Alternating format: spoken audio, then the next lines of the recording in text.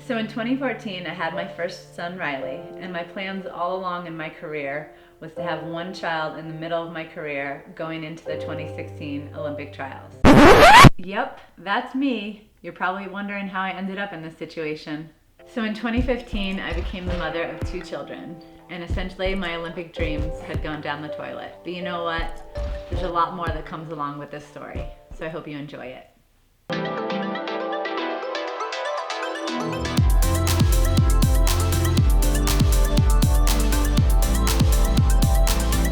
So there are a couple things that they don't tell you when you're going to become a mom, and this is what I like to call the mom box. The mom box is full of things that I think every mom needs from the first day she comes out postpartum and then into the rest of her life. So the first thing that you need when you come out of the hospital that they should give you are big pads, because you're going to be bleeding for the next 6 to 8 weeks, and tiny little pads aren't going to cut it.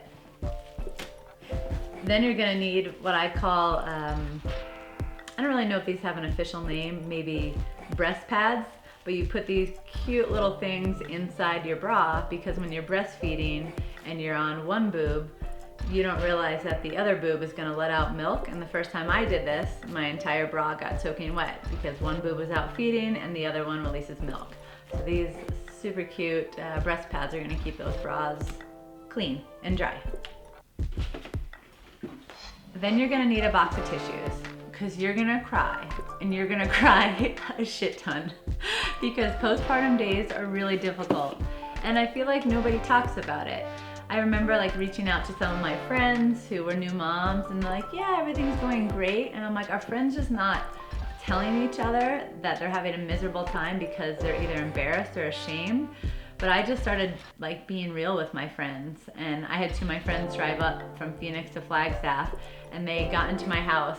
And when they walked in, I think Riley was like 5 weeks old, and I was like half naked. I had a nursing bra on, underwear. I was bawling, and they walked in the door, and I was holding Riley, and I just handed them to him. And I said, I'm going to take a nap. And then I went upstairs. And I think for them who didn't have kids at the time, they were like, geez, this looks really hard. But it is hard, but it's also worth it. And so what I would love if the conversation was more towards, yeah, those first couple weeks suck. And sometimes you have a little bit of endorphins from coming out of the hospital. Those endorphins are slowly gonna fade away, and you have to be left with something. So when you're left with that something, here's this, because every mom needs a good bottle of wine. And yes, I did drink when I was breastfeeding, but I found like a really good schedule. What I would do is, let's say the last feed of the night before the baby went down, I would feed him, and then I would actually start drinking a glass towards the end of breastfeeding, which kind of looks a little crazy, but it's not, because my thought was by the time you're done feeding in that whole 15 to 30 minutes, however long it takes you, you can consume a glass of wine, and hopefully it's out of your system by the next time you feed the baby. Wine is something that I need in my life, and it is such a good stress reliever, especially in those first couple weeks. And then now, as I'm training full time, I love to enjoy a glass of wine a few nights a week.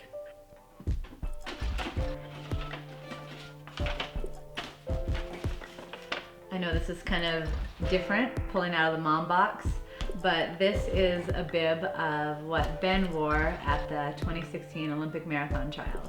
This is a bib that I thought I was gonna have on, and I thought I was gonna be running in this race. My whole life and my career trajectory totally changed when I got pregnant with Hudson. And I thought, I'm not supposed to have another kid, you know, I'm supposed to be on the start line. Everything from 2012 towards 2015 was geared to being on that start line and trying to make the Olympic team in the marathon. But when I really think about it, I know I wanted to have more kids, and I know I wanted to have a bigger family, but you're always going to be pulled in this direction as what is the right time. And so even though I accidentally got pregnant with Hudson, I look at it as a blessing, because I look at myself now and I'm, 3.5 years postpartum, and I wouldn't have changed anything that happened to me. I still held on to maybe I can be on that start line up until a month before. That January of 2016, I entered a half marathon, and I was like, I can go and try to get the trial standard and be on the start line. But for someone in my position, being on the start line wasn't good enough. Like, I wanted to be in contention to make the Olympic team. also knew I was only 7 months postpartum and I was gonna risk injury. I could break something, you know, I was very fragile in that state, and I don't think that would have been the right decision for the rest of my career. So I look back and I think, you know, cliche as it is, but everything does happen for a reason, and I'm so thankful that now, you know, I feel like I'm in the prime of my career, and that's post 2 kids.